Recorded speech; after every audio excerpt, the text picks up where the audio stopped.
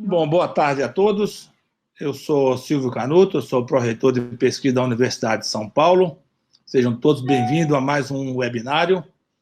Este evento é uma parceria entre a Academia de Ciência do Estado de São Paulo e o Instituto de Estudos Avançados da USP. Queria dizer que é uma grande satisfação estar aqui ao lado da professora Vanderlan Bolzani, que é presidente da Academia, e do professor Ari Plonsky, que é atual diretor do Instituto de Estudos Avançados. Neste evento de hoje, nós teremos esse webinário, que é dedicado ao desenvolvimento de medicamentos e vacinas para a Covid-19 e os desafios em saúde no Brasil. Bom, fomos todos acometidos por uma pandemia inesperada que modificou a vida de todos nós e a expectativa de uma vacina que poderia nos colocar nossa vida ao normal, diria você, o novo normal que virá pelos anos próximos. O tema de hoje é um tema realmente muito importante e nós temos 3 muito ilustres convidados. A apresentação para você desses convidados será feita na sequência pelo professor Ari Plonsky. Eu gostaria somente, muito brevemente, me dirigir aos 3 para fazer os meus agradecimentos. Bom, nós temos aqui o que é um médico altamente conhecido e reconhecido, tem feito ações de grande impacto social, ganhou grande notoriedade exatamente por essas ações, disseminando conhecimento, informações médicas, atendimento em situações excepcionais, que o levou, inclusive, a se tornar um escritor, quando ele publicou o seu consagrado Estação Carandiru.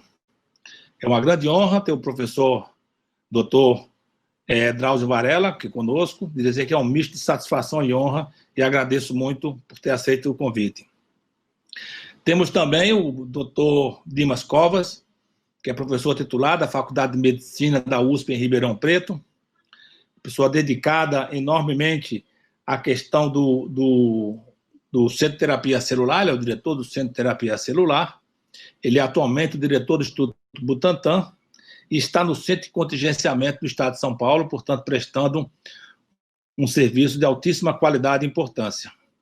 O professor Dr. Dimas Covas, neste momento, ele não está aqui entre nós, justamente pelo fato de estar no Centro de Contingenciamento, mas ele tem sua apresentação aqui conosco e esperamos que ele, se houver possibilidade, estará também participando de viva voz. Finalmente, eu queria dizer que também é um agradecimento muito grande aqui ao meu colega, o Adriano Andricópulo. O Adriano é o mais jovem dos 3 e reflete essa questão da multidisciplinaridade. Quer dizer, enquanto nós temos os 2 médicos que eu mencionei anteriormente, o Adriano é físico, formado em química e trabalha com química medicinal. Portanto, também uma pessoa que mostra essa abrangência multidisciplinar moderna que nós queremos para a ciência próxima. Agradeço, portanto, mais uma vez aos 3, satisfação muito grande, uma honra tê-los aqui, e muito obrigado, e tenhamos todos um bom evento. Passo a palavra, então, para a minha colega, a presidente da CIESP, a Vanderlan Bolzani. Vanderlan, por favor.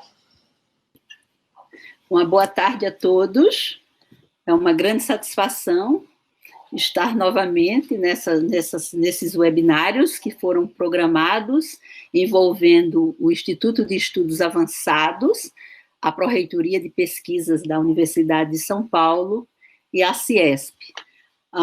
Durante esse período que nós assumimos, eu gostaria muito de agradecer a vocês 2, e em especial a Ana Paula e a Sandra, que está participando, e o Donizete e o Sérgio, toda a infraestrutura para que nós possamos nos organizar e estar fazendo essas conferências dentro de um momento tão difícil da vida humana e que nós, enquanto cientistas, temos o dever de estar fazendo alguma coisa, mesmo não sendo da área, mas catalisar ações que discutam, né? Por isso essa palavra vetores saudáveis, porque nós estamos num momento extremamente difícil, diante de um vírus extremamente agressivo, e é lógico que nesse momento dispensam qualquer apresentação que já foi feita pelo Silvio, do professor, inclusive Drauzio Varela, o Drauzio Varela, no passado, eu não sei se ele lembra da Vanderlan. Nós tivemos algumas vezes juntos, inclusive jantamos uma vez no restaurante nordestino, porque ele tinha um programa lindíssimo na Unip, que era fazer triagem das plantas da Amazônia com atividade, que era fazer um banco de dados. Nós temos um banco de dados hoje, é extremamente importante, está falando para ele isso. Nós temos um banco de dados agora parado, mas que ele vai adiante, porque é uma colaboração com a American Chemical Society, e isso é extremamente interessante. O professor Dimas Covas, todos vocês sabem, diretor do Instituto Butantan, mas também coordenador do CTC da USP, e é outro nome extremamente importante. O Adriano é meu filho, eu considero o Adriano meu filho, né? Ele é menino, brilhante, ele, inclusive, agora é um fellow IUPAC, isso dá uma honra muito grande, eu acho que é o único brasileiro que entrou na IUPAC como fellow, e é uma satisfação estar agora para conversar, mas antes de estar sobre a coordenação do Hércio Escobar. O Hércio Escobar também dispensa qualquer apresentação, pelo talento, pela excelência mundial no jornalismo brasileiro, e que eu conheci na época ainda da construção do Biota. E foi realmente muito bom, porque é importante que nós tenhamos do nosso lado, né, jornalistas altamente especializados, de excelência, mas com inserção internacional, para que nós possamos mostrar ao mundo que nós também temos boa ciência, como nós estamos fazendo agora. Então, é uma grande satisfação estar aqui, eu acho que é o terceiro, e esperamos continuar. A Ciesp, gostaria de comentar brevemente, o Adriano fez um trabalho incrível, que foi um trabalho árduo, que foi fazer o cadastro de todos os membros. Então, agora nós temos os membros da Ciesp cadastrados, todos organizados. Nós temos 251 membros acadêmicos, nós temos mapeado 33 membros falecidos, então, e agora tem uma página que nós já estamos em avaliação. Em breve, nós teremos uma página, uma homepage, uma página web que é extremamente importante, mostrando todos os acadêmicos vão estar lá com a sua página, com o seu rosto, com a sua foto, com os dados institucionais, e-mail. Então, é um processo difícil, porque depende do trabalho árduo de cada um. Mas eu acredito que até o final do ano nós tenhamos uma estrutura muito bem organizada da nossa academia, que é a Academia de Ciências do Estado de São Paulo, que tanto nos honra, e trabalhar juntos com o IEA e com a Universidade de São Paulo pela Pró-Reitoria de Pesquisa. Obrigada. Muito boa tarde, eu sou Ari Plonsky, eu reitero, então, primeiro os agradecimentos aos participantes do nosso terceiro webinário estratégico, a alegria de estar novamente junto com o professor Silvio Canuto, que cumpriu hoje 70 anos. Parabéns, nosso pró-reitor, e a professora Vanderlan. Agradeço também a equipe do IA que dá o suporte, a Ana Paula, enfim, todo mundo que ajuda aqui nos webinários estratégicos. Eu queria aproveitar esses minutinhos de transição para fazer um comentário que é o seguinte: eu aposto que nenhuma cientista, no dia 1º de janeiro de 2020, teria sonhado, nos seus melhores sonhos, que, alguns meses depois, uma parcela significativa da população iria falar em curva epidêmica, média móvel, curva exponencial, R0, ou seja, a ciência, ela encontrou novos públicos, novas interfaces. Especialmente nesse campo do nosso tema de hoje, medicamentos e vacinas, a interface da ciência ela era mais conhecida com o lado médico, com o lado empresarial, ou seja, os encontros e os embates, né, entre cientistas e o mundo empresarial, seja, enfim, no fluxo, né, que leva, então, ao desenvolvimento de fármacos, medicina translacional, etc., seja nos embates, né, as questões de conflito de interesses, as tensões que certamente existem e que são mitigados aí pelos códigos de ética e outras formas. Mas, em poucos meses, a ciência encontrou dois novos públicos. Primeiro, o público da sociedade mais ampla. E esse encontro é muito interessante, porque não sabemos exatamente o que será, mas há pesquisas que foram feitas, por exemplo, por uma instituição norueguesa que estuda a questão de educação científica, e que, fazendo uma pesquisa internacional sobre o sonho de jovens, ou seja, a aspiração de se tornarem cientistas, identificou alguma coisa muito curiosa, que em países como Gana, Uganda, Suazilândia, a aspiração de ser cientista é muito mais alta do que em países como a própria Noruega, o Reino Unido, o Japão, onde a ciência é muito mais presente. Então, há um desafio, que talvez é mais para o Ayrton e para o pessoal, mas acho que de todos nós, de tentar entender melhor essa nova relação que existe entre a ciência e, vamos chamar assim, entre aspas, né, o grande público. O outro encontro é o encontro entre a ciência e a política. Hoje em dia nós escutamos, né, fazemos as coisas de acordo com a ciência dirige os nossos pensamentos e as nossas decisões. Então, nesse momento, não é possível mais dizer que a ciência, particularmente no campo de medicamentos e vacinas, é alguma coisa técnica, científica e neutra. Ela é política, ponto. E esse encontro tem sido um encontro, eu diria que se tende a polarizar. Por um lado, já está polarizado, por um lado,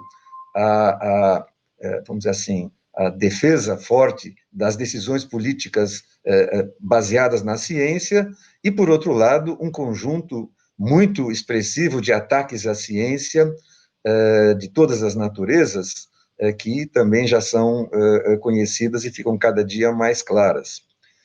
E, finalmente, um último aspecto é que, nesse encontro entre a ciência e a política e a sociedade mais ampla, há uma questão que também deverá ser trabalhada, e que é o fato de que o que é natural no mundo da ciência, que é a incerteza, a revisão, hoje em dia, para a sociedade mais geral e para o público, isso se torna arma, né?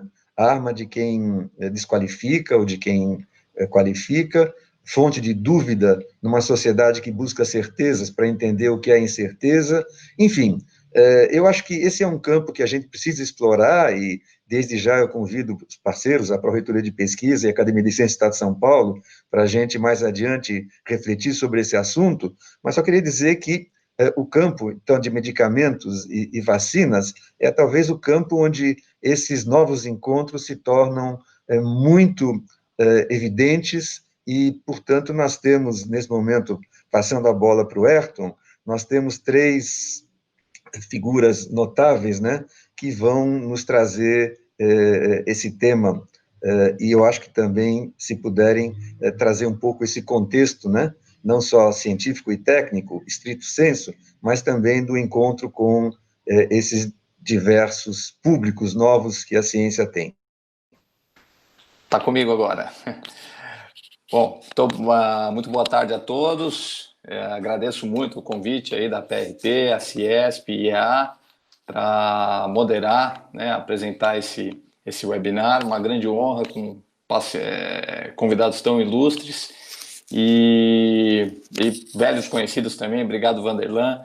Ari, eu acho que você fez colocações importantíssimas, são coisas que eu queria ressaltar também, né, a importância que o tema que a gente vai discutir hoje tem, não só para o enfrentamento imediato da pandemia, mas para a percepção pública da ciência, a maneira como a ciência vai ser vista, financiada, valorizada e criticada nessa nova era, né, pós-Covid-19, nesse novo normal, como a gente está chamando. Não tenho dúvida que a ciência está sendo muito pressionada a trazer soluções, trazer respostas, e as respostas que ela conseguir trazer vão pautar e vão direcionar essa percepção pública da ciência no futuro, tanto por parte do poder público, dos governantes, como da sociedade como um todo, né? Então, é um momento realmente, acho que estratégico, de mudança de paradigma, e que o debate de hoje é extremamente relevante nesse contexto. Bom, os nossos participantes já foram parcialmente introduzidos. Antes de passar a palavra para eles e fazer uma apresentação um pouco mais formal, queria convidar todos também a entrar no site do projeto USP Vida, né, da iniciativa USP Vida, que foi lançada recentemente pela Pró-Reitoria de Pesquisa da USP. O link e o QR Code estão disponíveis aí na tela da nossa transmissão, porque um dos impactos econômicos significativos dessa pandemia né, a redução da atividade econômica, o que impacta a arrecadação de impostos, do ICMS, e isso tem um impacto direto muito significativo no orçamento das universidades, né? E a USP, assim como as outras universidades públicas, tem feito um esforço monumental de manter os seus laboratórios funcionando. A gente tem centenas de pesquisadores e laboratórios que não pararam em momento nenhum, pelo contrário, estão trabalhando mais do que nunca e direcionando todos os seus esforços, os seus recursos para o enfrentamento dessa emergência de saúde pública. Então, é importante a gente estar convidando a sociedade, as empresas, enfim, todo mundo que puder colaborar a entrar, a conhecer essa iniciativa USP Vida e, se possível, fazer uma contribuição para que esse esforço da universidade tenha fôlego, né, para atravessar esse tempo difícil aí. Ninguém sabe quanto tempo que essa pandemia vai durar, mas certamente vai durar um bom tempo ainda. Acho que não tem uma solução, isso é uma das coisas que a gente vai discutir hoje, inclusive, né? Mas, enfim, fica o convite para todo mundo aí fazer uma contribuição e conhecer o trabalho que a Universidade de São Paulo está desenvolvendo em seus laboratórios para trazer essas soluções e essas propostas de enfrentamento da pandemia, né? Bom, dito isso, vou passar a palavra agora para os nossos convidados, nossos ilustres debatedores, começando pelo professor Adriano Andricópolo. Ele é especialista em Química Medicinal, Medicamentos e Saúde Humana, professor titular do Instituto de Física de São Carlos, da Universidade de São Paulo, bolsista de produtividade nível 1A do CNPq, coordenador de inovação do Centro de Pesquisa em Fármacos e Biodiversidade, o CIBFAR, que é um CEPID da FAPESP, né, um dos centros de excelência em pesquisa e inovação, e coordenador científico do Instituto Nacional de Ciência e Tecnologia em Biodiversidade e Produtos Naturais, né? Já foi presidente da Sociedade Brasileira de Química e atualmente é o diretor executivo, como a Vanderlan mencionou, da Academia de Ciências do Estado de São Paulo, a ACIESP, que é uma das organizadoras desse webinar. Então, Adriano, com você a palavra. Muito obrigado. Boa tarde a todas e a todos. Gostaria, primeiramente, de agradecer à Universidade de São Paulo pela organização dessa série de webinários e pela oportunidade de estar presente aqui hoje, nossa Pró-Reitoria de Pesquisa e ao Instituto de Estudos Avançados, em parceria com a CIESP, nos dá a oportunidade hoje de discutir um assunto muito importante. Quero cumprimentar todos os colegas, professor Silvio Canuto, fazendo 70 anos hoje, parabéns, professora Vanderlan Bolzani, professor Ari Plonsky, agradecer pela introdução ao Ayrton Escobar e aos colegas, ao Dimas e o Drauzio, meu muito obrigado. O novo coronavírus chegou para mudar as nossas vidas e abalar as estruturas de todos os países em todos os continentes, especialmente aqueles que elegeram ignorar a ciência, as recomendações da Organização Mundial da Saúde e negar a realidade. A situação é dramática. No mundo todo, até o momento, são mais de 7,2 milhões de casos confirmados. com mais de 410 mil mortes provocadas pela Covid-19. No Brasil, são 743.047 casos confirmados da doença, com 38.543 mortes. Como consequência natural, existe uma corrida por tratamentos, medicamentos e vacinas contra a Covid-19. Em resposta, como os colegas já mencionaram, nós observamos uma grande mobilização da comunidade científica internacional, especialmente aqui da nossa comunidade nacional, num momento único, em que a ciência e a pesquisa mostram o seu valor e os seus benefícios à sociedade e à vida.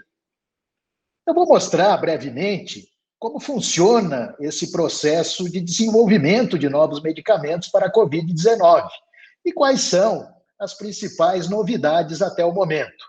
Sérgio, por favor, a apresentação. Para que novos candidatos a medicamentos para a Covid-19 sejam identificados, existem duas estratégias principais. A primeira é por meio das triagens fenotípicas, que são ensaios nos quais são empregadas células humanas infectadas com o vírus, com o SARS-CoV-2, na presença dos medicamentos ou de outros compostos candidatos a novos antivirais. Então, quando nós ouvimos falar que os compostos tiveram atividade in vitro, ou seja, em testes de laboratório, que é o que se comenta muito atualmente, é deste tipo de avaliação que nós estamos falando, o ensaio que é feito com a célula infectada com o vírus. Por outro lado, podem ser usadas as chamadas triagens moleculares com alvos, ou seja, proteínas do SARS-CoV-2 que são testadas em laboratório, também em ensaios in vitro, com medicamentos e outros compostos candidatos a antivirais. E qual é a origem dos medicamentos ou dos compostos químicos que são usados nessas triagens? Podem ser medicamentos já existentes e aprovados para outros usos em humanos, podem ser candidatos clínicos em fases avançadas de desenvolvimento, ou ainda candidatos pré-clínicos, de fontes naturais e sintéticas, que ainda não foram testados em humanos.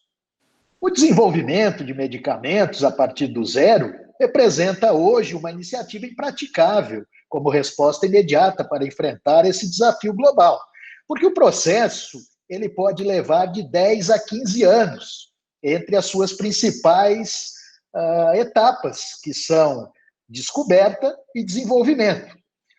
Aí surge como uma atividade viável o chamado reposicionamento de fármacos, em que são testadas moléculas já aprovadas para outras doenças ou que estão em fases avançadas de testes clínicos em humanos. Uma das grandes vantagens é o tempo bastante reduzido de desenvolvimento, uma vez que os testes de avaliação de segurança, pré-clínicos e clínicos, principalmente de fase 1 e 2, já foram concluídos com sucesso, bem como os processos de formulação e produção em escala industrial. O próximo slide, por favor. E aqui nós temos uma pergunta importante. Quais são os medicamentos registrados atualmente em triagens clínicas no mundo? Para responder essa pergunta, eu fiz um levantamento usando 4 das principais bases de dados sobre ensaios clínicos do mundo. A primeira delas, a Clinical Trials, do NIH, o National Institutes of Health, dos Estados Unidos, que possuía 1.001 registros. A European Clinical Trials, da União Europeia, com 51 registros. A ISRTCN, que é uma base que segue diretrizes da Plataforma Internacional de Registro de Ensaios Clínicos, da Organização Mundial da Saúde e do Comitê Internacional de Editores de Revistas Médicas, com 39 registros. E, finalmente, a Chinese Clinical Trial, uma base chinesa com 674 registros. A próxima, Sérgio, por favor.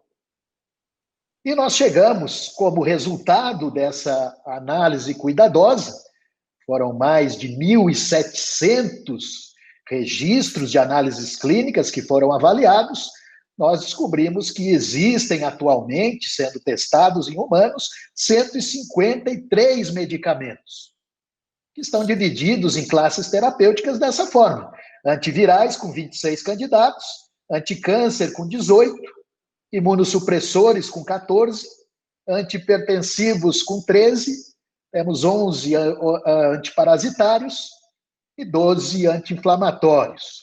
Os outros 59 estão distribuídos entre antibióticos, antiulcerosos, antidepressivos, antipsicóticos, vasodilatadores, anticoagulantes, antidiabéticos, redutores de colesterol, entre outros.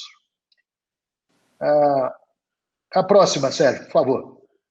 Destacam-se ainda alguns medicamentos e candidatos biológicos, que não foram incluídos nessa pesquisa, porque o objetivo maior era o medicamento, a molécula pequena, mas nós podemos citar aí, por exemplo, dos medicamentos biológicos, principalmente os anticorpos monoclonais, como o tocilizumab, que é usado no tratamento da artrite reumatoide, e o lenzilumab, que é empregado no tratamento da leucemia. São anticorpos monoclonais humanizados, e temos também aí, além desses, um candidato clínico para o tratamento da trombose, que se chama garadacimab. Então, são candidatos que também estão sendo avaliados em triagens em humanos. Em relação às vacinas, existem mais de 100 estudos que estão registrados somente na Clinical Trials. Em relação às vacinas, a própria Organização Mundial da Saúde anunciou que são mais de 100 candidatos que estão sendo estudados, grande parte deles ainda em fases pré-clínicas, ou seja, que não são testados em humanos, mas há pelo menos nessa tabela 10 vacinas que estão atualmente em triagens clínicas nos Estados Unidos, na Europa e na China. E aí nós podemos observar uma variedade de estratégias de desenvolvimento de vacinas. Por exemplo, vacinas contra o vírus inteiro, vacinas genéticas e vacinas à base de proteínas. O próximo slide, Sérgio, por favor. Essa é uma figura que traz todos os antivirais que estão sendo avaliados hoje no mundo inteiro. Então, é importante a gente ter uma noção e um acompanhamento desse panorama. Se fala muito em medicamento, em alguma forma de tratamento para a Covid, mas todas as notícias, os comentários acabam se polarizando em poucas moléculas que são divulgadas. Mas esse universo é bem maior. Nós vamos destacar, por questão de tempo, eu vou poder comentar rapidamente apenas algumas delas. Eu vou chamar a atenção aqui para o Remdesivir, para o Favipiravir e para 2 candidatos, EID 1931 e 2801. O próximo slide, Sérgio. Nós observamos aí o Remdesivir, que é de uma empresa chamada Gilead, que foi descrito, na verdade, pela primeira vez em 2016, como um candidato para o vírus Ebola, mas que nunca se tornou medicamento porque não obteve sucesso na triagem clínica em humanos. Ele mostrou, até o momento, resultados positivos e convincentes contra a Covid-19. Por exemplo, os pacientes tratados com Remdesivir se recuperaram em 11 dias, em média, em comparação aos 15 dias de pacientes que receberam o placebo, ou seja, nada.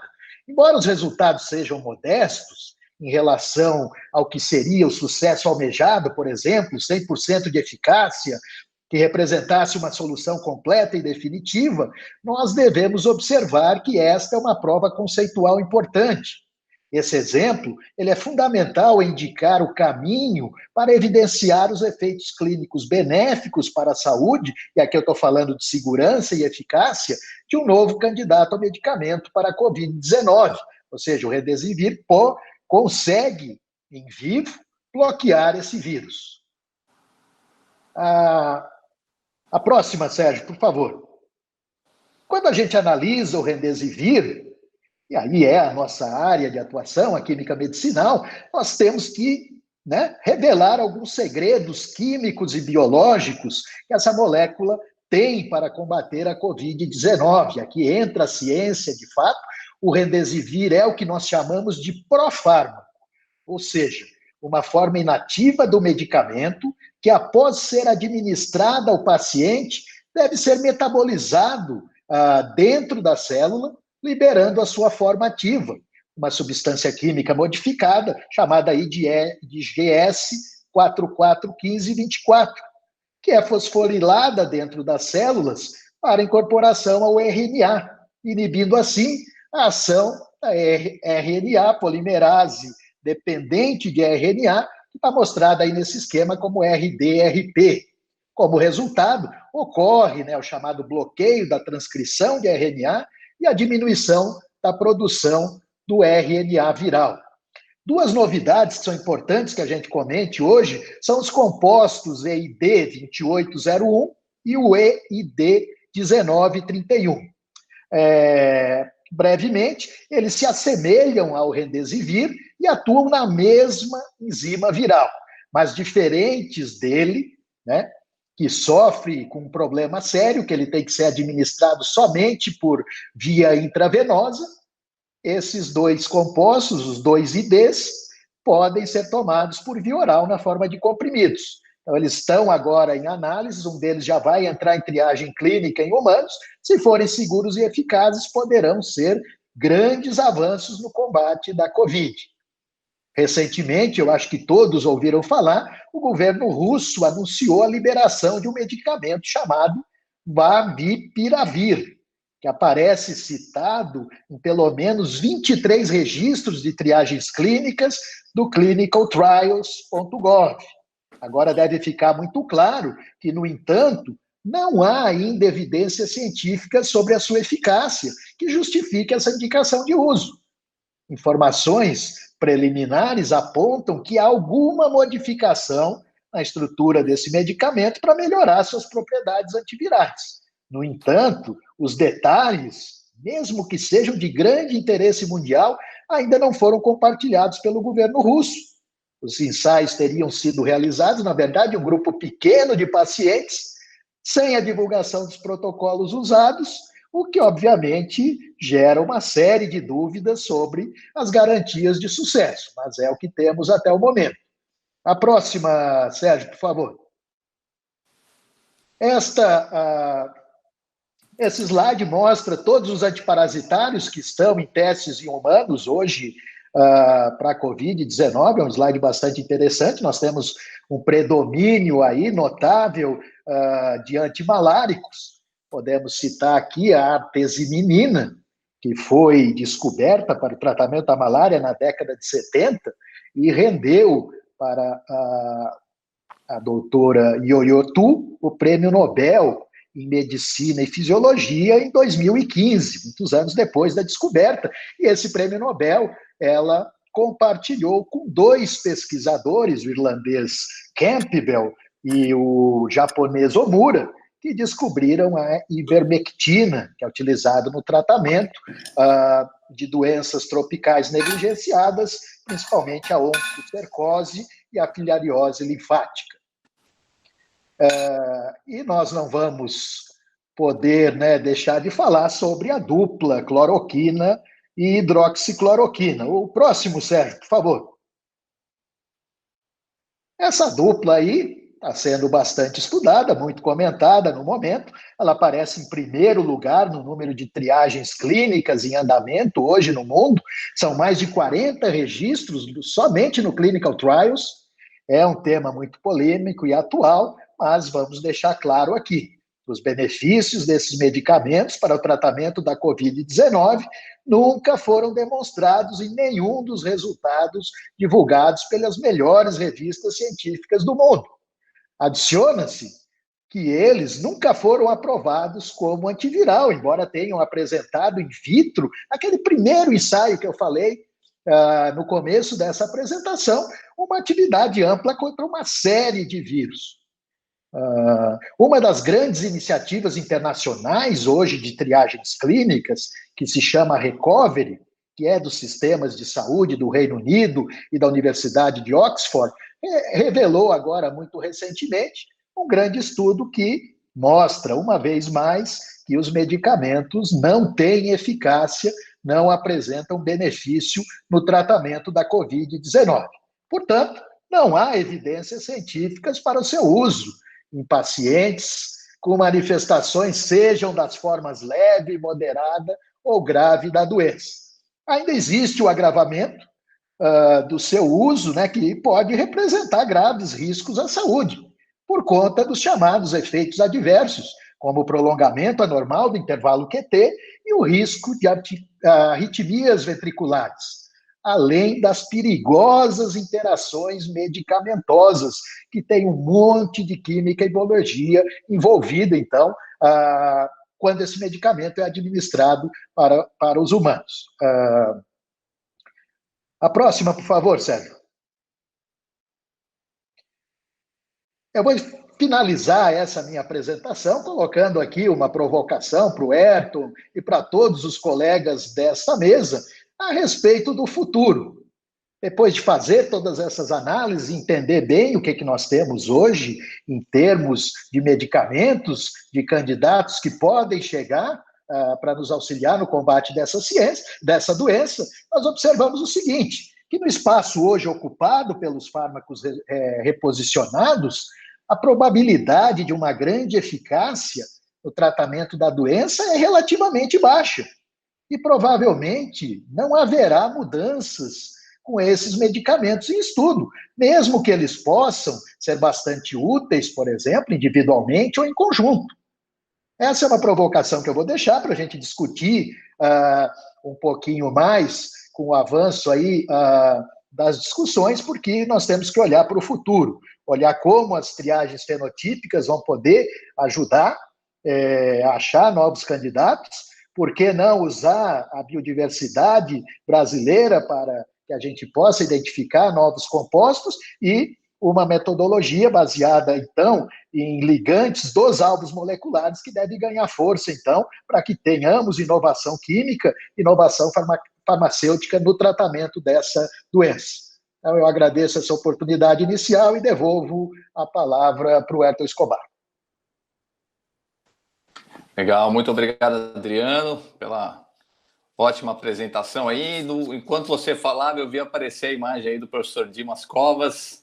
Ficamos todos muito felizes, né? O professor Dimas estava num compromisso aí com o governador, na sua função de diretor do Instituto Butantan e também do Comitê de Enfrentamento da Pandemia, né, dentro do governo do Estado. Ficamos muito felizes com a sua presença, professor Dimas. Chegou na hora perfeita. Vou fazer aqui uma rápida introdução, então já passo a palavra para o senhor.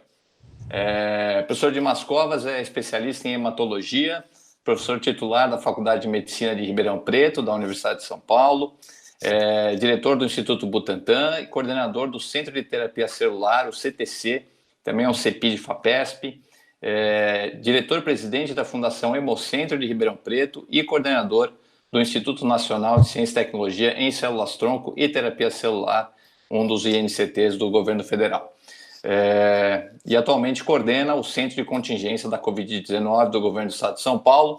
Com certeza tem uma agenda complicadíssima, então temos o privilégio de recebê-lo aqui, professor. Obrigado, o senhor está com a palavra. Olha, obrigado, boa tarde a todos. Quer dizer, eu fiquei numa situação difícil aqui, porque eu tinha combinado com o Adriano e com o Canuto de estar aqui nessa reunião, e aí o governador marcou de última hora uma visita aqui ao Butantan, né, porque nós terminamos de assinar um acordo aí com uma vacina para o coronavírus e ele veio fazer aqui a parte dele, ele veio assinar o acordo, veio garantir o dinheiro, né? Então, não tinha como eu não atender o governador. E, bom, eu acho que pedi para mandar um vídeo para o Adriano, não sei se esse vídeo chegou para vocês aí, não sei se chegou, Ayrton. Nós temos o vídeo, sim. Não, mas o pessoal eu da técnica aí. Eu posso como o senhor preferir.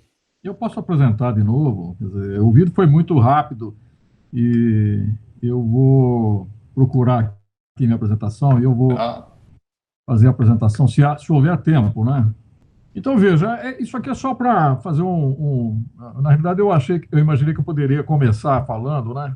E aí eu fiz um breve resumo aqui das estratégias diagnósticas aqui para o estado de São Paulo, que, na realidade, são as mesmas estratégias que se mostraram, não vou dizer vencedoras, mas que se demonstraram um pouco mais efetivas no combate dessa pandemia, né? Que basicamente são esses pilares que estão mostrados aí. Identificar os casos, quer dizer, isso é um ponto fundamental, quer dizer, é a parte, vamos dizer assim, mais importante desse combate, porque é a partir daí que você toma as medidas subsequentes. Quer dizer, a identificação de casos é feita sempre pelo sistema de vigilância em saúde, aqui no Brasil, o que a gente chama de vigilância epidemiológica, né? E ela teria aí a obrigação de identificar os casos sintomáticos, que nessa epidemia eles representam em torno de 15% a 20% da população infectada, e os assintomáticos, que é a grande maioria, tá? Quer dizer, a grande maioria das pessoas que vão ser infectadas ou estão infectadas por esse vírus, não apresentam sintomas.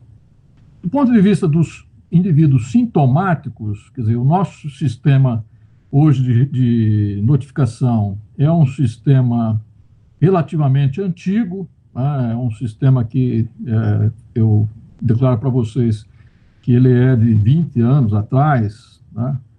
É dos primórdios ainda do nosso DataSUS, e ele tem gerado aí uma grave deficiência aí na questão das notificações que são atrasadas, notificações que não batem com os dados quando são gerados pelos estados, pelos municípios, com os dados que são integralizados depois pelo nível federal. Então, isso aí é um problema que o Brasil realmente não estava preparado aí. Nós não temos aqui nada assemelhado a um CDC americano, um CDC coreano. Quer dizer, nós temos, para agravos habituais aqui, febre amarela, sarampo, quer dizer, nós temos relativamente um sistema adequado, mas para essa epidemia, que exige uma velocidade muito grande, ele tem se demonstrado inefetivo. E tem os casos aí dos assintomáticos, tá? Que são principalmente os contatos de casos positivos ou os casos que têm história epidemiológica, e também para você fazer aí as sondagens populacionais, né, para desenvolver as suas estratégias de vigilância. Quer dizer, nós temos aqui problemas nessa área de estratégias de vigilância, porque os municípios que estão, no fim, encarregados dessa vigilância, muitos deles são deficientes nessa área, não existe pessoal especializado. Quanto menos preparado é o município, né, maior é essa fragilidade, né, principalmente aqueles que são mais pobres, aqueles municípios do interior. Então, existe aí, de fato, uma deficiência e uma dificuldade, né, para nós podermos coordenar essas ações. Uma vez identificado o indivíduo, aí vem a parte importante, quer dizer, que é a parte do isolamento. Eu coloquei aí esse termo esquisito, quarentenar, né? Mas, no fundo, isso que significa isolar o indivíduo para quebrar a cadeia de transmissão.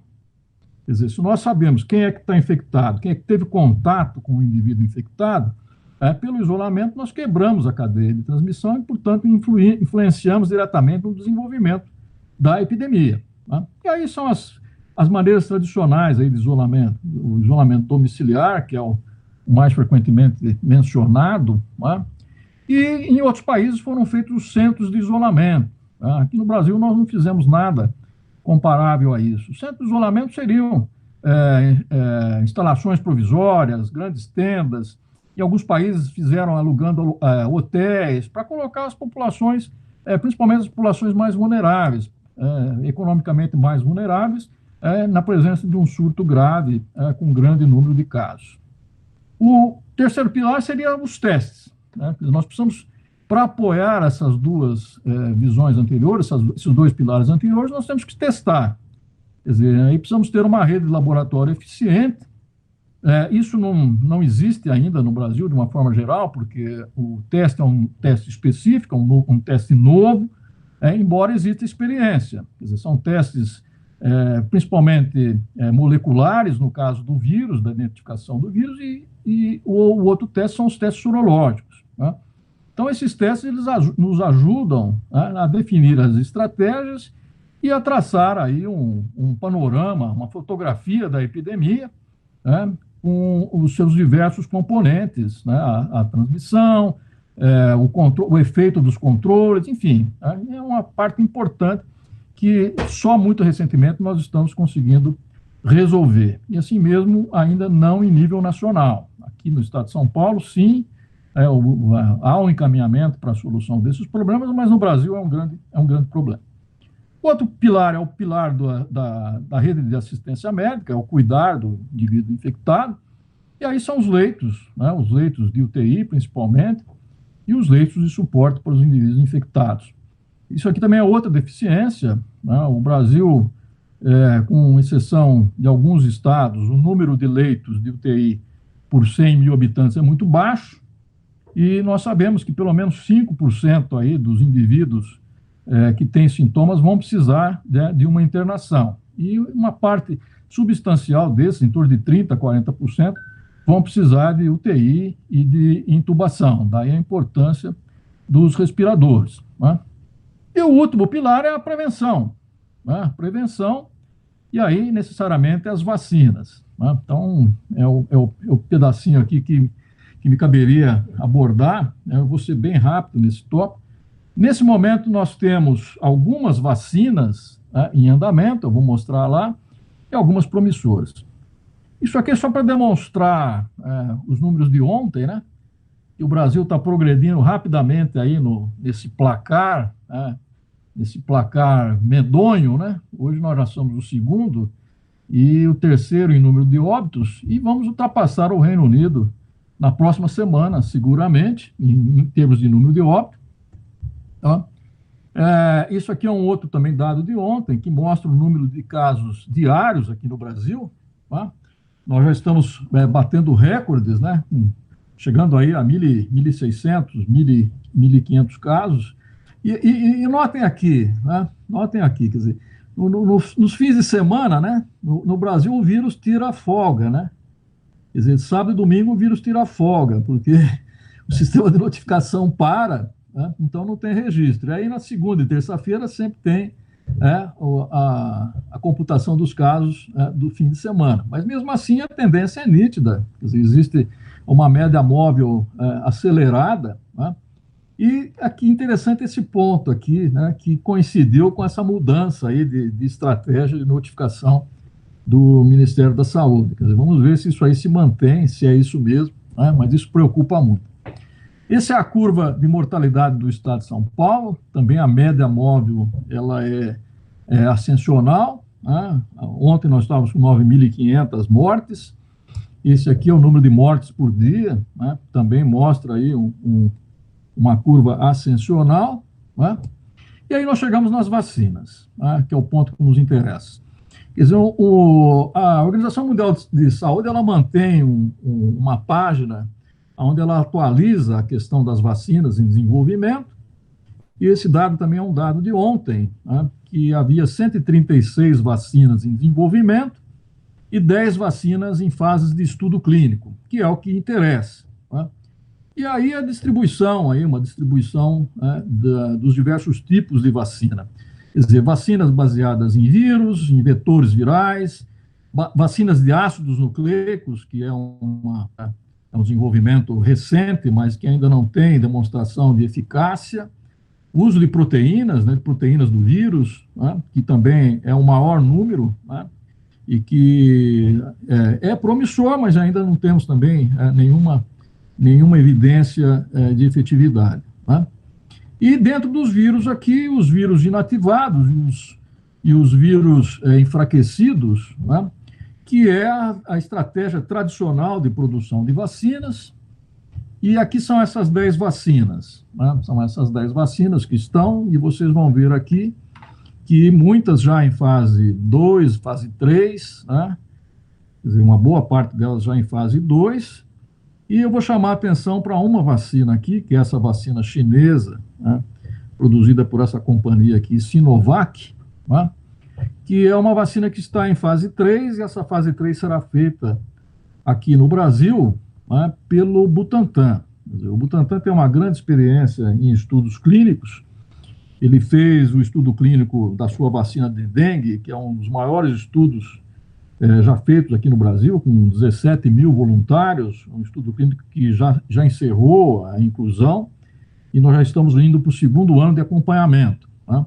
Então, agora nós vamos fazer a fase 3 dessa vacina, né, que já teve estudo em macacos lá na China, fase 1, fase 2 na China, e agora nós vamos começar um estudo clínico de fase 3 com 9 mil voluntários. Devemos começar isso entre julho e começo de agosto. Eu acho que é isso, mais ou menos, a minha apresentação. Isso é só para trazer aí o apetite para o debate. Tá? Perfeito, professor Dimas, muito obrigado. E agora eu vou passar a palavra para o professor Drauzio Varela, doutor Drauzio Varela, que meio que dispensa apresentações, né, doutor? Obrigado demais por estar aqui com a gente, um prazer imenso.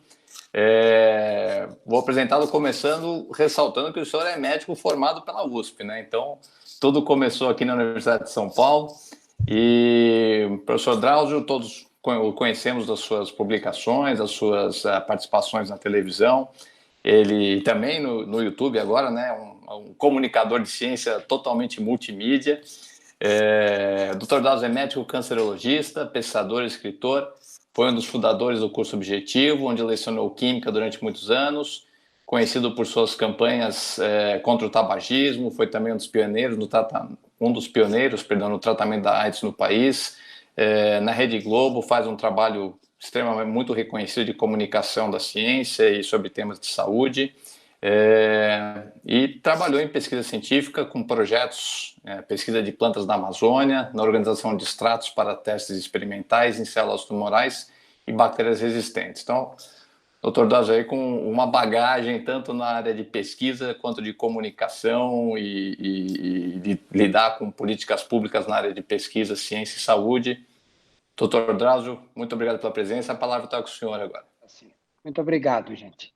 É um prazer estar aqui e uma honra participar desse debate com pesquisadores e gente que eu respeito muito. Eu, de fato, me formei na Universidade de São Paulo em 1967, portanto, tenho mais de 50 anos de formado.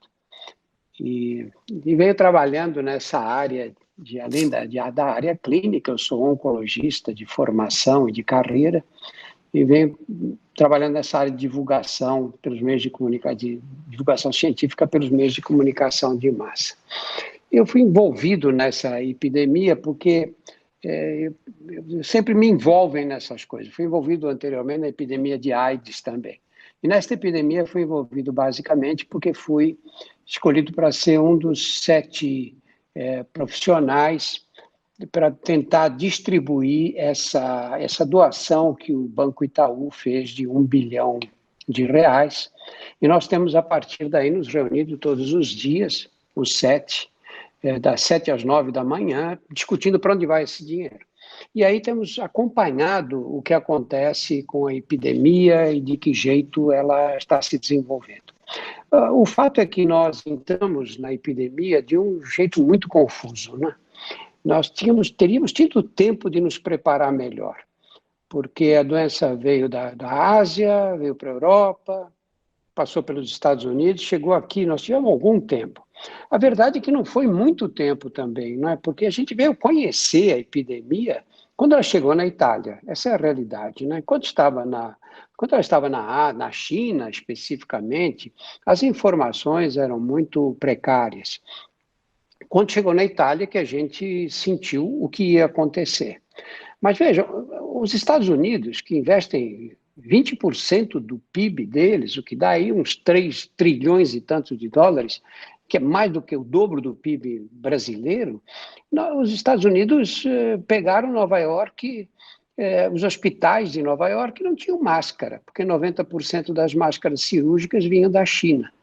Então o mundo foi pego, eu não diria de surpresa, porque houve tempo, mas o mundo foi pego desorganizado para lidar com a epidemia. E nós aqui tivemos um agravante, que foi essa discordância, basicamente, do presidente da República com o resto dos secretários de saúde dos estados e do combate à epidemia nos estados. E aí o isolamento ficou um isolamento parcial. O que vai acontecer agora? Nós estamos vendo aí, o doutor Dimas colocou os gráficos, nós estamos fazendo uma liberação do isolamento numa fase que tecnicamente está errada, né? Não devíamos fazer agora. O ideal seria que a gente aguardasse mais umas 2 ou 3 semanas. Os leitos no Hospital das Clínicas são menos pressionados, a prefeitura, nós temos dados que nos deixam mais otimistas, porque as coisas parecem que estão sendo um pouco mais tranquilas, mas o ideal é que a gente pudesse ainda ficar mais umas 2, 3 semanas em isolamento para ter certeza de que realmente nós estamos numa fase decrescente. Mas a gente não tem esse tempo, porque eu imagino as pressões em cima dos governos estaduais para abrir o comércio. As pessoas têm uma ideia fantasiosa do isolamento. Eles acham que, se for todo mundo para a rua trabalhar, pronto, resolve o problema econômico, pelo menos. Não é verdade, isso é uma ilusão. Se sai todo mundo para a rua para trabalhar, muita gente vai ficar doente, é evidente, né? Nós vamos ter o colapso do sistema público de saúde e na economia não vai para frente, porque quem é que vai investir numa fase como essa? E na situação que o país se encontra hoje, quem é o investidor internacional que diz, olha, eu tenho um dinheiro, onde é que eu vou pôr esse dinheiro agora? Eu vou pôr no Brasil. Não vai acontecer isso, nós vamos atravessar uma fase de recessão profunda. Vocês viram que nós, nas 2 últimas apresentações, que nós não podemos confiar, não temos nenhuma droga capaz de ter impacto na evolução da doença. E conseguimos uma proeza aqui no Brasil, que foi a de politizar o uso de um medicamento. É inacreditável, não é? Politizar. Se você é a favor do presidente da República, você tem que ser a favor da cloroquina. Se você é contra a utilização da cloroquina, você então é contra o presidente da República. E aí o presidente dos Estados Unidos disse que toma cloroquina ou hidroxicloroquina, não sei qual das duas, para não pegar o vírus. E aí manda para cá, para o Brasil, 1 tonelada de comprimidos de cloroquina que nós vamos usar para quê? Para as pessoas não pegarem o vírus. É uma coisa inconcebível, é uma negação da ciência num nível que eu, sinceramente, achei que nós já tínhamos passado essa fase. É lógico que a ciência no Brasil é muito vilipendiada, as pessoas não levam a ciência a sério, mas não desse jeito, não é? Assim, oficialmente, não é? Esse disparate cometido contra a ciência. Eu fico um pouco mais animado na área das vacinas. O doutor Dimas colocou essa vacina da Sinovac, uma vacina interessante já em fase 3. Tem essa vacina da Oxford, da AstraZeneca, também em fase 3. A vacina da GlaxoSmithKline também. Mas as vacinas têm muitos problemas, muitos desafios. Não basta descobrir a vacina. O doutor Dimas entende isso muito mais do que eu, mas não basta descobrir a vacina, né? Nós temos que definir a segurança da vacina, né? São seguras? Então, você tem um trabalho feito com o vírus da SARS em animais, que a vacina provocava lesão, a vacina obtida provocava lesões pulmonares nos animais. Então, não é que chegou numa vacina, imuniza bem, pode ser utilizada, não? Evidentemente que não. Ela tem que dar uma proteção longa. Ela o ideal que seja dose única, porque toda vez que você tem doses múltiplas, tem problemas de aderência à vacinação. Tem que proteger os mais velhos, são aqueles mais suscetíveis aos quadros mais graves. E esses, justamente, são aqueles com o sistema imunológico mais debilitado, portanto, com uma chance mais baixa de imunização do que a população de um modo geral. E aí, essa fase que tem obrigatória de testes em animais, nós estamos apressando muito tudo o que está acontecendo, porque só essa fase costuma levar 3 a 6 meses. Depois nós temos as fase 1 e fase 2 em humanos, que são fases mais lentas. Nós já estamos em fase 3, com pelo menos 2 vacinas, não é? Eu acho que no total 3, talvez. Estamos em fase 3, quer dizer, nós apressamos muito, muito mesmo os estudos todos. Mas ainda assim, vamos imaginar que na melhor das hipóteses, a Sinovac ou a vacina da Oxford AstraZeneca, a gente tenha condição de começar a produzir, passe por essas fases rapidamente, porque também todos os órgãos de controle vão aceitar fases mais rápidas mesmo, né? Não, vamos afrouxar um pouco as exigências, o que tem que ser assim mesmo. Mas nós vamos ter que produzir. E produzir quantas? Vamos ter que produzir milhões e milhões de unidades. Por isso é que é importante também ter mais de uma vacina, porque nós não vamos conseguir vacinar a população do mundo inteiro, porque aí seriam bilhões de unidades. Vamos ter que criar grupos de vacinação, como a gente faz para a gripe. Nós não dispomos de vacina para a gripe para a população inteira. Então, nós vacinamos os grupos de risco. Agora, tudo isso vai levar um tempo. A gente sabe que nenhuma epidemia dura para sempre, mas tudo bem. Nós agora começamos a abrir, as pessoas começam a ir para a rua. Se as pessoas começam a ir para a rua, vai aumentar o número de infectados, não é evidente? Eu acho que não há qualquer dúvida de uma realidade como essa. As pessoas saem, a máscara protege relativamente bem, mas precisa ser bem usada. Você vê na televisão, as pessoas são entrevistadas, uma está com a máscara atravessada no rosto, a outra fica puxando a máscara para cima do nariz. É lógico que o aumento do número de pessoas, as aglomerações, vai aumentar o número de infectados. Os doentes que desenvolvem a forma grave da doença são uma porcentagem que no mundo inteiro fica aí ao redor de 15% a 20% dos infectados. Então, se nós temos esse número se o número de infectados aumenta, vai aumentar a demanda por hospitais, pelo serviço público. Nós temos, através desse grupo nosso do Itaú, analisado a situação em vários estados do Brasil, nós ficamos completamente às cegas. Quem é que imaginaria que Manaus ia entrar naquela crise que entrou, que Macapá ia ter esse problema todo que teve? Agora, Natal, no Rio Grande do Norte, Fortaleza, nós ficamos apagando incêndio. Precisa abrir mais leito de UTI. Manda respirador para cá. Não, agora está precisando em Belém do Pará. Manda para Belém do Pará. E essa foi a situação. E a mortalidade é altíssima. A nossa mortalidade é muito alta, o que seria de se esperar. Nós temos... Agora é a hora que o SUS mostra toda a sua desorganização, todos os seus defeitos. O SUS é o maior sistema de saúde pública do mundo. Eu não devia dizer isso aqui porque todos sabem. O SUS brasileiro tem que ser defendido. Nós estamos pagando agora esse descaso das autoridades com o SUS. Estamos pagando pela falta de uma política pública de saúde no Brasil. É uma vergonha que nos 10 últimos anos nós tenhamos tido 13 ministros da saúde. Neste ano já tivemos 3 ministros da saúde. Isso é uma vergonha isso. A média de permanência de um ministro da saúde no cargo brasileiro é de 10 meses. Aqui todos são pessoas experientes. O que se faz em 10 meses? Quando começa a entender como funciona o ministério, pronto, troca. E troca por um outro escolhido por critério político. E isso que acontece no Ministério, acontece nos estados, acontece nos municípios. O SUS tinha que ser preservado dessa influência maléfica da politização. O SUS é um sistema, quando a gente olha, vai desde a estratégia de saúde da família até os hospitais terciários, um sistema maravilhoso, tem tudo o que precisa para funcionar. O que não tem é organização e mais recursos, que são coisas que tecnicamente poderiam ser resolvidas. Eu já fui otimista enquanto a epidemia estava na China, como outras pessoas também, e fiquei rapidamente pessimista, achando que ia acontecer uma tragédia no Brasil. Eu acho que aconteceu e nós estamos longe do final dela. Tomara que eu esteja errado. Muito obrigado, doutor Drauzio.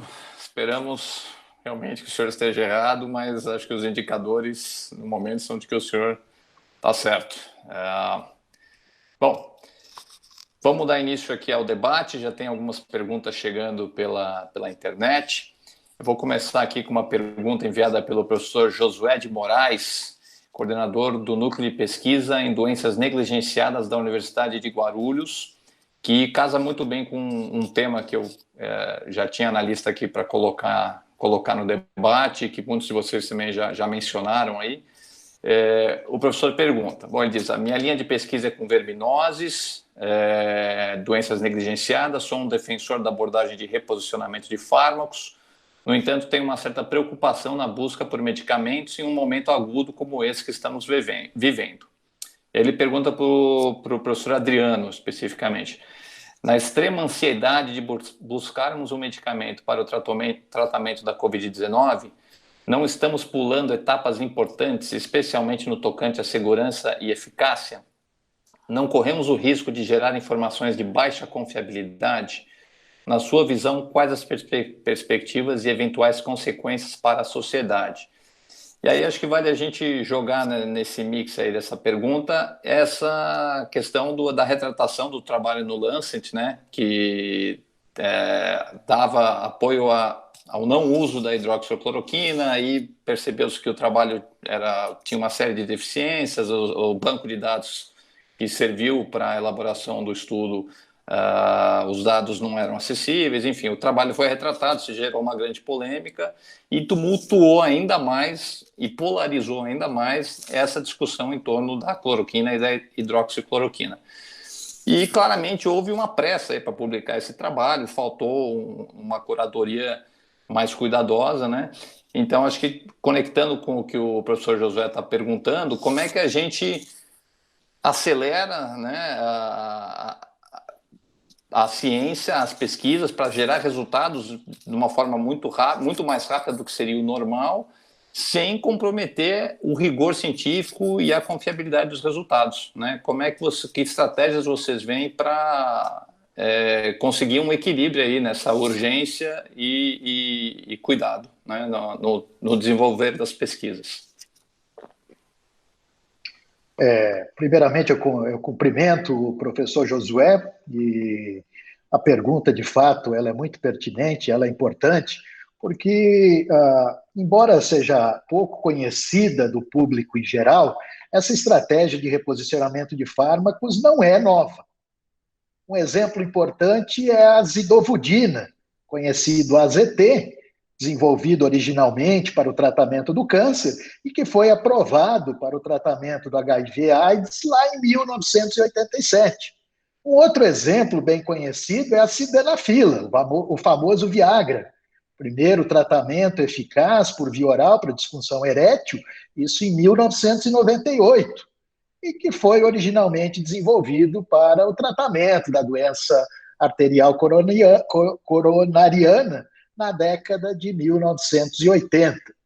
O que nós temos hoje como uma alternativa imediata para uma questão que envolve essa epidemia é testar os medicamentos que estão em uso em humanos, porque você consegue abreviar bastante a fase de descoberta, que leva de 1 a 6 anos, e quando você tem as triagens fenotípicas para testar esses compostos diretamente em células infectadas pelo vírus, você consegue diminuir esse tempo para 1, 2, 4, até 6 meses. E esse é um tempo suficiente para que você possa testar todas as moléculas, todos os medicamentos que estão disponíveis. Vários laboratórios de empresas farmacêuticas e de pesquisa em universidades têm utilizado essa abordagem. Mas, no primeiro momento, essas moléculas são testadas in vitro, em testes de laboratório. E o que se fez recentemente, que nós temos acompanhado, é uma grande divulgação de resultados. O composto tal tem eficácia de 100%, o composto tal de 90%, 94%. Isso gera nas pessoas uma expectativa de que você tem já um novo tratamento e que a cura vai ser alcançada. E nós sabemos muito bem que essa é uma etapa inicial, ela é importante na pesquisa, mas uma vez caracterizado que o medicamento tem atividade in vitro, ele vai passar para a fase de desenvolvimento clínico, onde aquela molécula vai ser testada em pacientes, principalmente nas fases clínicas 2 e 3 de desenvolvimento. E aí o jogo é outro. As dificuldades são muito grandes, como nós temos observado, e como eu comentei na apresentação, a maneira correta de fazer essa pesquisa é a gente acompanhar o processo aí de desenvolvimento do Remdesivir, feito por uma empresa norte-americana chamada Gilead, que vem tendo muito cuidado nessas etapas, de colocar claramente que, num primeiro momento, é um teste in vitro que mostrou eficácia interessante em bloquear o desenvolvimento desse vírus, e depois passou, então, para as triagens clínicas, as quais já mostraram resultados importantes, mas ainda assim eles estão investindo para ver se, de fato, terá impacto no tratamento da doença em termos de eficácia e segurança. São sempre dois parâmetros que a gente procura em qualquer medicamento. Eficácia, resolve o problema ou não? Segurança, você consegue controlar efeitos adversos, indesejados, os efeitos colaterais. Então, isso é muito importante, e nós temos novidades, por exemplo, em relação ao Remdesivir, que são esses compostos EIDD 1931 e 2801, eles têm esses códigos, que são moléculas menores e que podem ser administrados por via oral, ou seja, na forma de um comprimido para o paciente, o que, em relação ao Remdesivir, tem um problema sério, ele tem que ser administrado por via intravenosa. Em relação à discussão de cloroquina, hidroxicloroquina, eu acho que o doutor Drauzio Varela colocou muito bem, não há evidências científicas, né, que justifiquem, né, o uso desse medicamento, e nós somos surpreendidos no dia 20 de maio por um protocolo do Ministério da Saúde, sem pé nem cabeça, né, liberando o uso da cloroquina e hidroxicloroquina para casos, inclusive leves, para prevenção, para profilaxia, como isso fosse alguma solução. Sabemos que isso não é verdade, todos os resultados até o momento indicam exatamente o contrário. Não há eficácia, não serve para combater a doença. Sabemos que são 40 triagens clínicas em andamentos hoje no mundo, de acordo com o Clinical Trials, e, obviamente, isso pode mudar, alguma coisa nova pode surgir. A gente vive dia a dia analisando os avanços da ciência e os novos resultados da pesquisa clínica. Mas essas moléculas, em particular, têm uma série de problemas, e eu vou aqui só mencionar um deles, é o das interações medicamentosas. São moléculas que existem em mais de uma forma, que na química nós chamamos de enantiômeros, que acabam no nosso organismo se transformando em outras substâncias que interagem por meio da inibição das enzimas do citocromo P450, ou seja, enzimas hepáticas que servem para transformar essas substâncias em outras, para que elas possam ser liberadas do nosso organismo, e isso causa uma série de interações com outros medicamentos. Se você pega um paciente grave, ou mesmo com a forma moderada, que está tomando uma série de outros medicamentos, já é mais idoso, isso é um problema seríssimo, que tem sido pouco abordado, porque são diversas isoformas dessa proteína que transformam essas substâncias em outras. Perfeito. E, doutor Dimas, talvez queira complementar na questão das vacinas, né? Existe uma expectativa aí, no começo da pandemia, muito se falou que seria 1 ano e meio para a gente ter uma vacina, e que me parece um timeline extremamente otimista, né? Com esse grande número de iniciativas que o senhor colocou aí na sua apresentação, né? No mundo inteiro, em vários países, com diferentes estratégias, laboratórios privados, universidades, juntando tudo isso, é factível você pensar realmente no desenvolvimento de uma vacina num prazo tão curto? Você tem razão, Ayrton. Mesmo que você tivesse hoje uma vacina já com eficácia demonstrada, eficácia e segurança demonstrada, você teria o segundo desafio, que é a produção. E aí, saindo das tecnologias tradicionais, essas novas tecnologias, do ponto de vista produtivo, são tecnologias absolutamente novas. né? Quer dizer, que não estão ainda adaptadas ou não foram usadas até então para a produção em massa de vacina. Nós estamos falando de milhões e milhões de doses, né? Então, isso foi um dos motivos porque o Butantan escolheu investir numa vacina em que ele tinha experiência. Quer dizer, essa vacina que nós estamos aí trazendo agora, ela é produzida numa plataforma que nós já dispomos aqui, a plataforma que nós usamos para a produção da vacina da dengue, né, em cultivos celulares, etc. Então, do ponto de vista da estrutura produtiva, nós temos a fábrica para a produção da vacina, né? Agora, você tem que ter os estudos clínicos, né? Você tem que ter aí a parte que costuma ser demorada, quer dizer, ela não é uma fase tão simples assim. Quando você fala em vacinar 9 mil voluntários entre controles e pacientes, e indivíduos que receberão a vacina, quer dizer, isso não é trivial. Você precisa ter toda uma estrutura de centros clínicos, precisa ter todo um acompanhamento disso. Quer dizer, isso, além de ser custoso, porque custa muito isso, né? Precisa de uma boa infraestrutura. Então, realmente não é factível você pensar que vai ter uma vacina antes de meados do próximo ano, né? Agora, tem iniciativas que, eventualmente, elas podem, vamos dizer assim, agilizar um pouco essa produção. Quer dizer, mesmo aqui o Butantan, quer dizer, o Butantan hoje ele tem a maior fábrica de produção de vacina da gripe, uma das maiores do mundo. Quer dizer, esse ano nós produzimos, na campanha desse ano, 80 milhões de doses, né? E tem um grupo aqui no Butantan mesmo que está procurando fazer o crescimento de algumas cepas virais do coronavírus nessa tecnologia base ovo, né? Então, você veja, se alguma dessas vacinas efetivamente mostram que são efetivas, você tem uma capacidade de produção instalada de milhões e milhões de vacinas num curto espaço de tempo.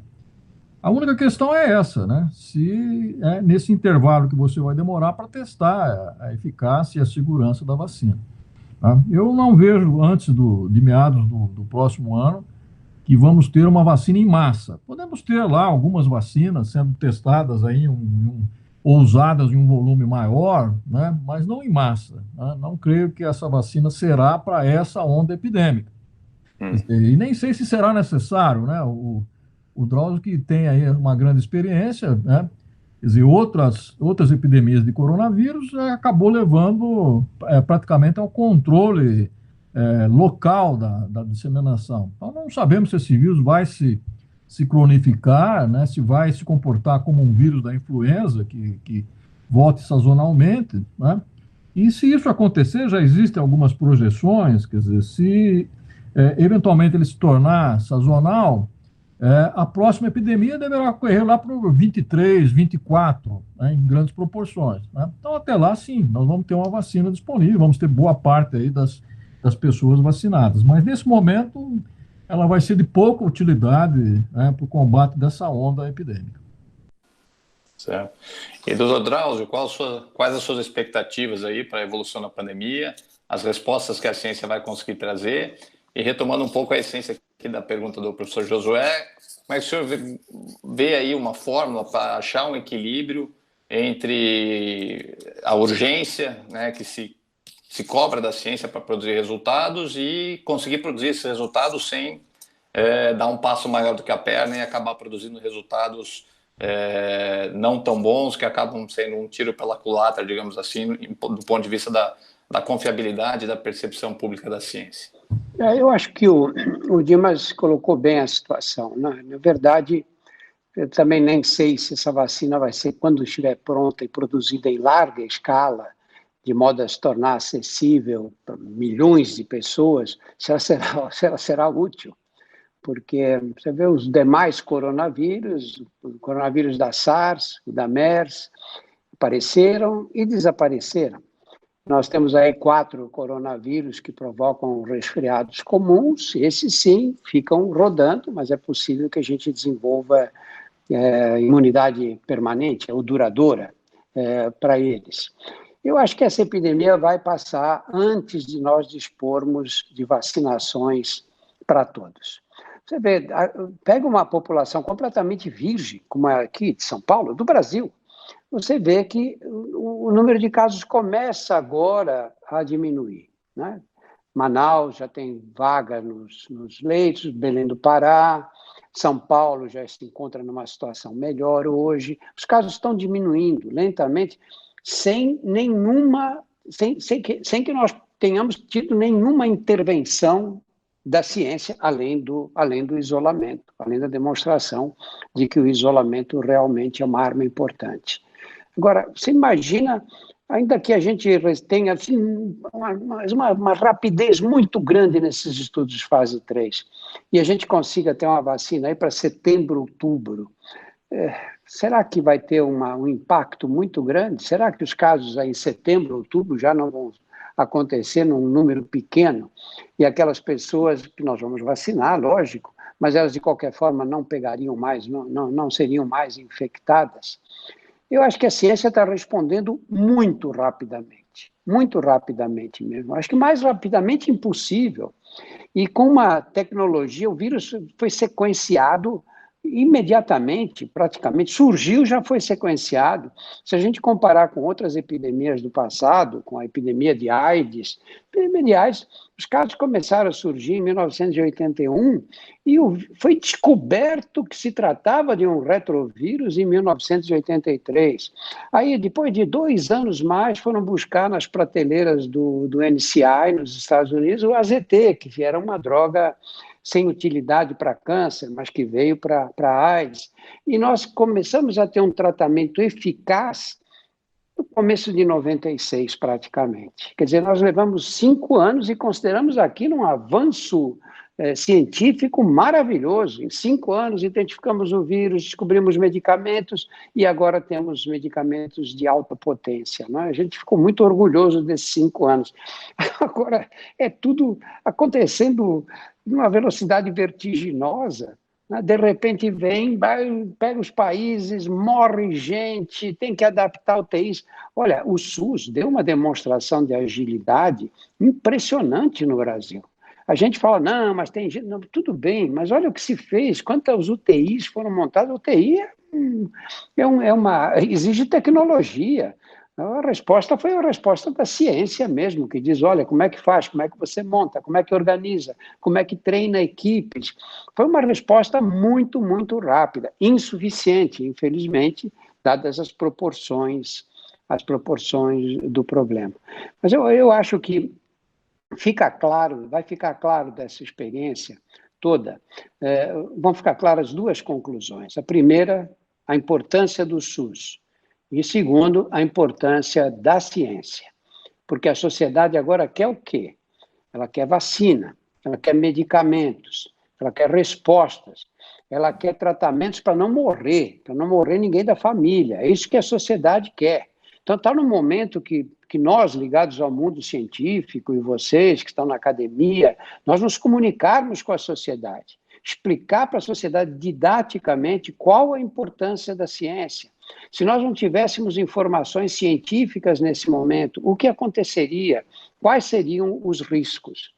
Eu vejo uma possibilidade aí da gente acordar num mundo um pouco melhor quando a epidemia terminar, e com mais ciência, né?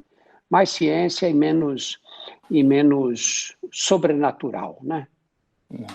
Perfeito, doutor Drauzio. Uma coisa que me impressiona muito, lendo o noticiário e as revistas científicas diariamente, é como todas as etapas de pesquisa estão acontecendo simultaneamente, né? Você tem desde a pesquisa mais básica até a mais aplicada, todas acontecendo ao mesmo tempo nas diferentes áreas do conhecimento, né, da microbiologia, genômica, engenharia, né, desenvolvimento de respiradores, enfim, você tem...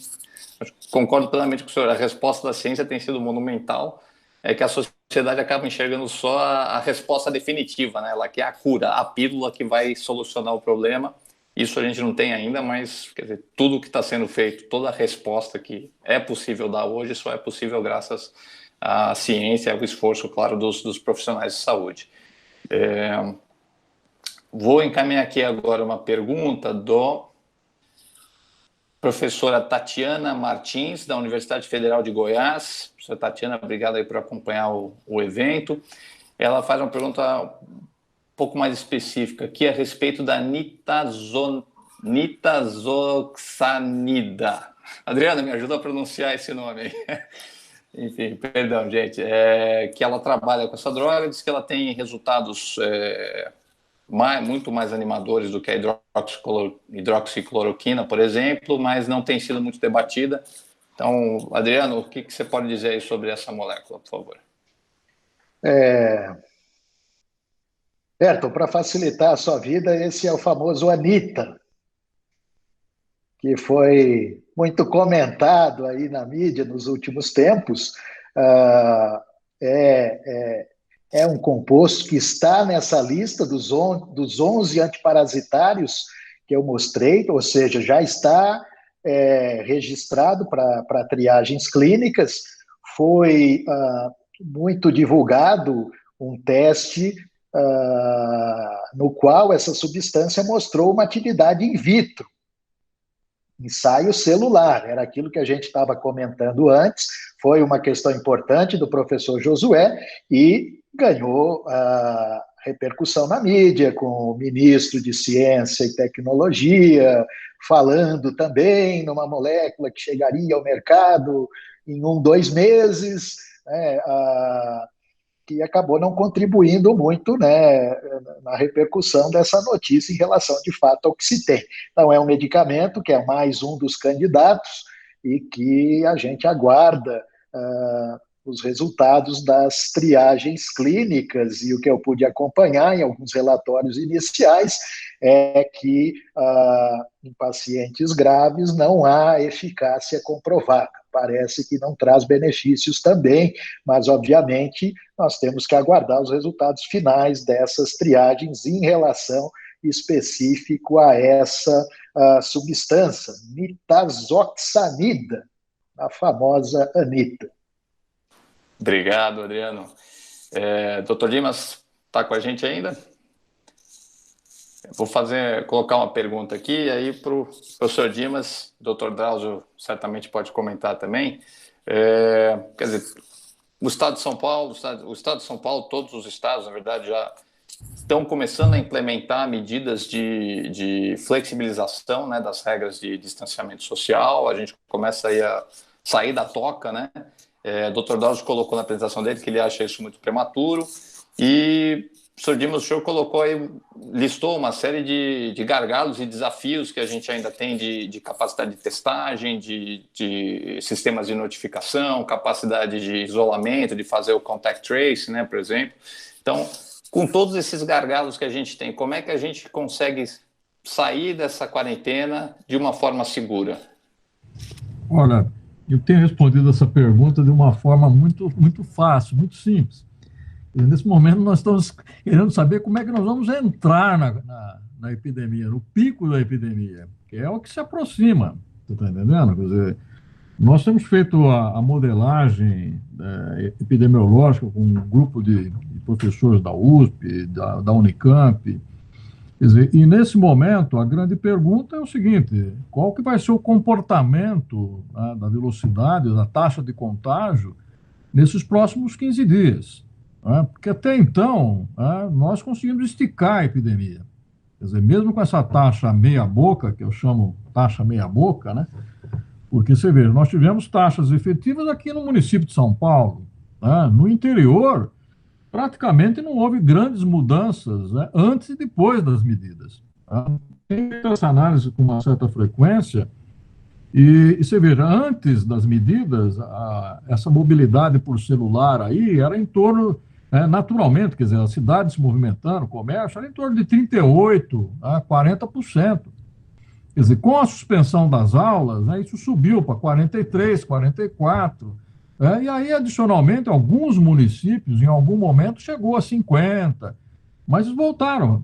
Depois do dia 5 de abril, muitos dos municípios, principalmente dos municípios grandes do interior, Ribeirão Preto, São José do Rio Preto, enfim, esses grandes municípios, as regiões metropolitanas, voltaram a 45%, 46%, que era muito próximo do que havia antes.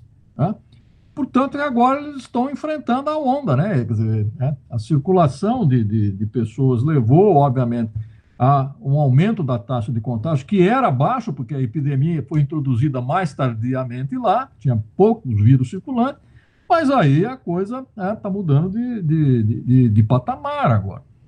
Então, veja, essa questão do Plano São Paulo não era para ser feita a abertura agora, tá certo? Era uma possibilidade do plano, tá? Porque, na realidade, é o seguinte, quando você faz um planejamento, você tem que prever quando é que você vai sair daquela situação.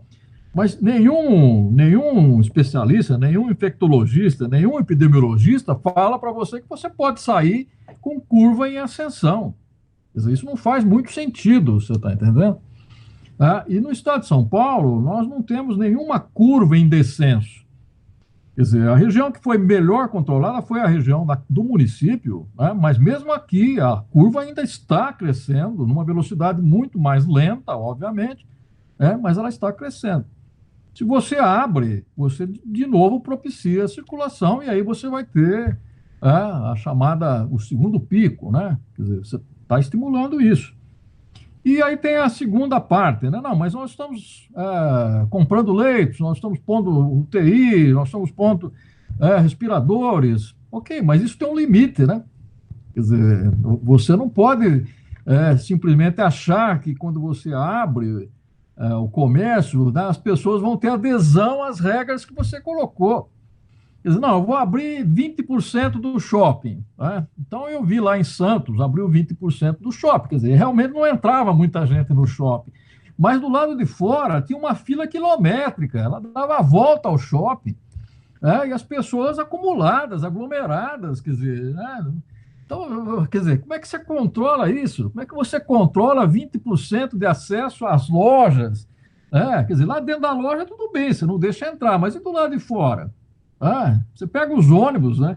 No Rio de Janeiro, a fotografia do Rio de Janeiro hoje, quer dizer, a lotação, mas aquilo é muito... É até atípico, né?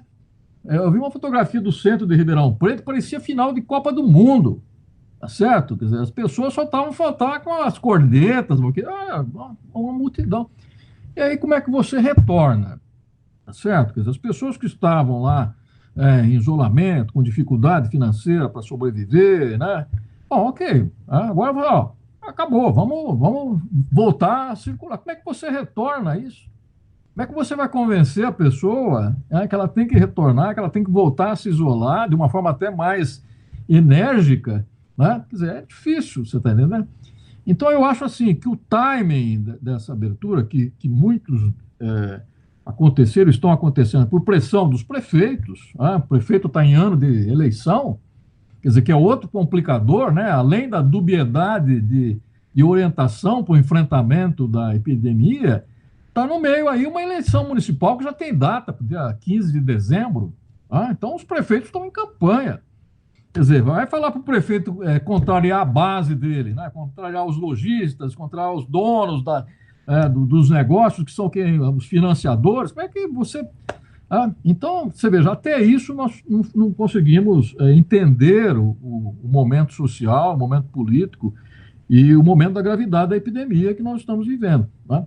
Vai acontecer, na minha visão, o pior, né? Ou seja, vão começar a perceber que as UTIs dos municípios, principalmente dos municípios menores, que muitos deles não têm, né? E aí vai para os municípios pobres, eles vão perceber que as UTIs vão ficar lotadas e vão ter sobrecarga, e aí vão ter que tomar algumas medidas. Né? E aí a possibilidade de ter lockdown, essas coisas vão ter que ser consideradas. Né? Então, talvez a gente aprenda pela forma mais dolorosa o que nós deveríamos ter feito de uma forma menos dolorosa, porque o Drauzio falou que nós tivemos tempo para fazer isso, e fizemos aí um distanciamento social meia boca. Né? Não sei se dá para falar isso. Ou seja, nem resolveu o problema, tá certo? E nem permitiu também que se organizasse um enfrentamento efetivo. Tá? Ou seja, nós vamos sangrar por mais tempo, por um tempo mais longo. Né? Essa é a minha visão. Obrigado, professor Dimas. Doutor Drauzio, nós temos alguns minutos só com o nosso tempo, então as suas considerações finais, por favor. Olha, eu também tenho outra live agora. Aliás, eu vivo de live. Eu não sei como é que eu vivia antes de existirem as lives. Isso é o que eu fazia o dia inteiro. Eu não vou falar nada mais do que o Dimas falou. Ele, acho que resumiu isso exatamente, o que ele disse é exatamente o que eu penso. Acho que não teria nem uma frase a mais. Eu só queria chamar a atenção para um detalhe que eu era para ter falado na minha explanação inicial e perdi. Eu estou acompanhando com muito interesse o trabalho que tem sido feito no Sírio-Libanês, e que foi feito pela doutora Eunara Negri, que é da cadeira de pneumologia, livre-docente de pneumologia da faculdade, e junto com o doutor Saldiva, na patologia, em que eles fizeram vários estudos, isso já tem uns 2 meses, mostrando que os doentes mais graves, o que existe no quadro pulmonar, o quadro anatomopatológico predominante é uma microembolização. Os vasos, pequenos vasos que ficam embolizados. Isso há demonstrações e vários estudos depois confirmaram esse mesmo achado. E eles começaram a anticoagular os doentes. Já se tinha feito anticoagulação em doentes em UTIs, doentes graves, e com resultados interessantes na China. Mas a diferença aqui na intervenção foi de fazer a anticoagulação em fases mais precoces, quando a oxigenação começa a cair. E os resultados são muito interessantes. Eles não têm um estudo controlado, como a gente gosta, randomizado, duplo cego, não. Mas eles têm, nessa fase inicial, trataram perto de 100 pacientes. E olha, vale a pena seguir essa experiência, porque os resultados são muito animadores mesmo. Nesses primeiros casos que eles tinham acompanhado, que chega perto de 100 casos, nenhuma morte. Eu sei que isso não prova absolutamente nada, mas é um estudo observacional interessante. Vale a pena acompanhar. Muito obrigado a todos. Viu? Obrigado ao senhor, doutor Dáuzio, para a sua próxima live aí, que é a nova realidade dos comunicadores, né, hoje. E obrigado demais pela presença. Vou encerrar o nosso evento aqui passando... Oi? Só um minuto. Eu não sei se vocês anunciaram, hoje é aniversário do Canuto, viu? Não publicamente, foi anunciado nos bastidores, mas encaminho então aqui o parabéns ao professor Silvio Canuto, que é para quem eu ia justamente passar a palavra para fazer o encerramento. Então, professor Silvio Canuto, por favor.